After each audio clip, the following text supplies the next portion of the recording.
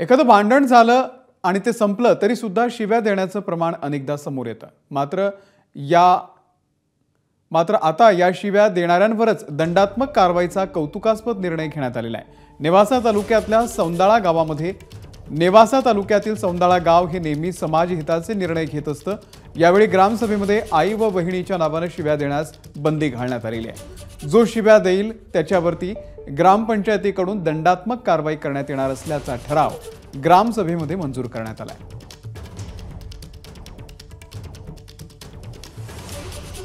आम्ही ग्रामसभेच्या माध्यमातून महिला भगिनी यांचा सन्मान करण्यासाठी ठराव घेतलेला आहे।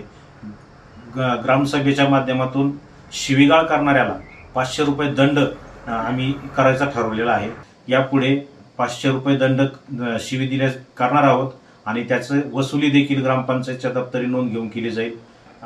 असा निर्णय सगळ्या ग्रामपंचायतीने घ्यावा असं मी या ठिकाणी आवाहन करतो। एबीपी माझा, उघडा डोळे बघा नीट।